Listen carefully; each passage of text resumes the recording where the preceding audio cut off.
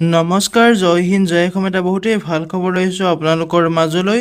পুনৰ SBI বেংকৰ ফালৰ পৰা নতুনকৈ পোষ্ট মুকলি হৈছে 2025 বৰ্ষৰ কাৰণে। এই পোষ্টসমূহত আপুনি কেনেদৰে আবেদন কৰিব, আবেদন কৰিবলৈ আপোনাৰ বয়সৰ সময়সীমা কিমান লাগিব, কেতিয়াৰ পৰা পোষ্টসমূহত আবেদন প্ৰক্ৰিয়াটো ষ্টাৰ্ট হৈছে আৰু কেতিয়ালৈকে লাষ্ট ডেট আছে, সম্পূৰ্ণ তথ্য এই ভিডিঅ'টোত আলোচনা কৰিম। ভিডিঅ'টো শেষলৈকে চাই যাব, অলপো স্কিপ নকৰাকৈ। যদি ভিডিঅ'টো ভাল পায় এটা লাইক কৰিব আৰু মোৰ চেনেলটোলৈ যদি প্ৰথমবাৰৰ কাৰণে আহিছে তেনেহ'লে চেনেলটো ছাবস্ক্ৰাইব কৰিবলৈ নাপাহৰিব। লগতে ভিডিঅ' ডেছক্ৰিপশ্যনত মই হোৱাটছআপ চেনেলৰ লিংক দিছোঁ, তাতো গৈ আপোনালোকে হোৱাটছআপ চেনেলটো ফ'ল' কৰি ল'ব, যাতে প্ৰতিদিনে জবৰ আপডেটসমূহ পাই থাকিব পাৰে।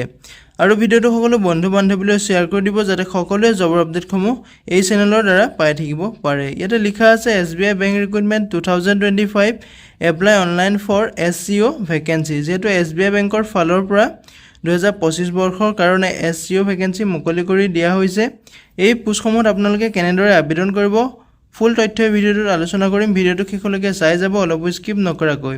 এতিয়া SBI বেংক ৰিক্ৰুইটমেণ্ট 2025ৰ ফালৰ পৰা যিসমূহ পোষ্ট মুকলি হৈছে, পোষ্টসমূহৰ অভাৰভিউটো হৈছে, ভেকেঞ্চিটো আহিছে SBI বেংক ভেকেঞ্চি 2025ৰ ফালৰ পৰা। অৰ্গেনাইজেশ্যনটোৰ নেম হৈছে state bank of India SBI bank. ইয়াতে পোষ্ট নেমটো হৈছে SCO।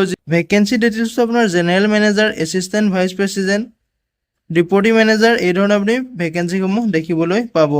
টোটেল পোষ্ট আপুনি ইয়াতে বহুখিনি পোষ্ট মুকলি হৈছে, ভেৰিয়াছ পোষ্ট মুকলি হৈছে। যদি আপুনি পোষ্টসমূহত ইণ্টাৰেষ্টেড হয়, এলিজিবল হয়, আবেদনসমূহ কৰি ল'ব পাৰিব। ভিডিঅ' ডেছক্ৰিপশ্যনতে মই আবেদন কৰাৰ লিংক আৰু অফিচিয়েল ৱেবছাইটৰ লিংক দিম, তাতে গৈ আপুনি আবেদনসমূহ কৰি ল'ব পাৰিব। এপ্লাই মোডটো আপোনালোকে এই পোষ্টসমূহত অনলাইন মাধ্যমেৰে আবেদন কৰিব পাৰিব। হু কেন এপ্লাই ক্ষেত্ৰত ক'বলৈ গ'লে অল ইণ্ডিয়া মেল ফিমেল কেণ্ডিডেটে এই পোষ্টসমূহত আবেদন কৰিব পাৰিব। ভাৰতৰ সকলো ৰাজ্যৰ পৰা এই পোষ্টসমূহত আবেদন কৰিব পাৰিব। SBI বেংক ৰিক্ৰুইটমেণ্ট 2025ৰ পৰা যিসমূহ পোষ্ট ওলাইছে, এই পোষ্টসমূহৰ আপোনাৰ চেলাৰী ডিটেইলছটো দিয়া আছে। মন্থলি আপোনাৰ 36,000 টকাৰ পৰা আৰম্ভ কৰি 78,000লৈকে আপুনি দৰমহাসমূহ পাব। লগতে আপোনাৰ বয়সৰ সময়সীমাটো দিয়া আছে। মিনিমাম আপোনাৰ 18 বছৰৰ পৰা এই পোষ্টসমূহত আবেদন কৰিব পাৰিব। মেক্সিমাম আপুনি 45 বছৰ বয়সলৈকে এই পোষ্টসমূহত আবেদন কৰিব পাৰিব। লগতে আপুনি এই চিলেকশ্যনসমূহ লাভ কৰিব। যিসকল SC আৰু STৰ কেণ্ডিডেট হয়, তেওঁলোকে 5 বছৰকৈ এই চিলেকশ্যন লাভ কৰিব, আৰু যিসকল OBCৰ কেণ্ডিডেট হয়, তেওঁলোকে 3 বছৰকৈ এই চিলেকশ্যন লাভ কৰিব পাৰিব। যদি ভিডিঅ'টো চাই ভাল পাইছে এটা লাইক কৰিব, আৰু মোৰ চেনেলটোলৈ যদি প্ৰথমবাৰৰ কাৰণে আহিছে তেনেহ'লে চেনেলটো ছাবস্ক্ৰাইব কৰি লৈ নাপাহৰিব, যাতে প্ৰতিদিনে এই ধৰণৰ ভিডিঅ'সমূহ পাই থাকিব পাৰে। লগতে ভিডিঅ' ডেছক্ৰিপশ্যনত মই হোৱাটছআপ চেনেলৰ লিংক দিছোঁ, তাতো গৈ আপুনি হোৱাটছআপ চেনেলটো ফ'ল' কৰি ল'ব, যাতে প্ৰতিদিনে জবৰ আপডেটসমূহ সকলোতকৈ আগতীয়াকৈ পাই থাকিব পাৰে। ইয়াতে SBI বেংকৰ ফালৰ পৰা যিসমূহ পোষ্ট মুকলি হৈছে, পোষ্টসমূহৰ আপোনাৰ এপ্লিকেশ্যন ফিজটো দিয়া আছে ফৰ জেনেৰেল OBC। যদি আপুনি জেনেৰেল OBCৰ কেণ্ডিডেট হয়, তেনেহ'লে আপুনি 750 টকাকৈ এপ্লিকেশ্যন ফিজ কাটিব লাগিব।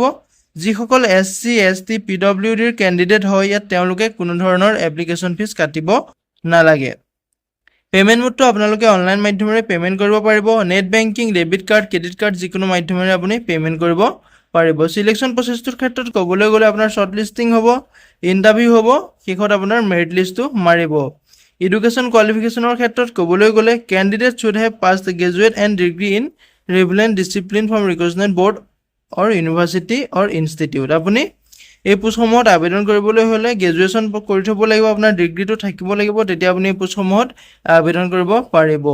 আবেদন কৰাৰ সময়ত আপোনাৰ কি কি ডকুমেণ্ট লাগিব, ডকুমেণ্টসমূহ আপুনি আগতীয়াকৈ যোগাৰ কৰি ল'ব আবেদন কৰাৰ সময়ত, যাতে আপোনাৰ কোনো ভুল নহয়। ইয়াতে ইম্পৰ্টেণ্ট ডকুমেণ্টসমূহ হৈছে পাছপৰ্ট চাইজ ফটোগ্ৰাফ লাগিব, ছিগনেচাৰ লাগিব, আধাৰ কাৰ্ড লাগিব, লগতে এডুকেশ্যন চাৰ্টিফিকেট লাগিব। আপোনাৰ মেক্সিমাম যিটো এডুকেশ্যন চাৰ্টিফিকেট আছে সেইটো লাগিব।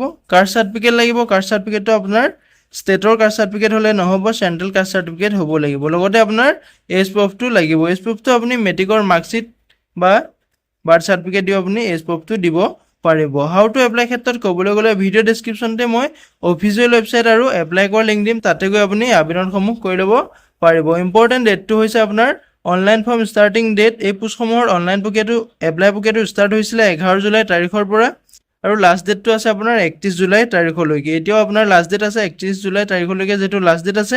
যদি এতিয়ালৈকে আপুনি আবেদন কৰা নাই, আবেদনসমূহ কৰি ল'ব পাৰিব। ভিডিঅ' ডেছক্ৰিপশ্যনতে মই এপ্লাই কৰাৰ লিংক দিম, তাতে গৈ আপুনি আবেদনসমূহ কৰি ল'ব পাৰিব। লগতে নটিফিকেশ্যনো আপুনি চেক আউট কৰি ল'ব পাৰিব। ভিডিঅ' ডেছক্ৰিপশ্যনতে মই নটিফিকেশ্যনৰ লিংকো দিম, তাতে গৈ আপুনি চেক আউট কৰি ল'ব পাৰিব।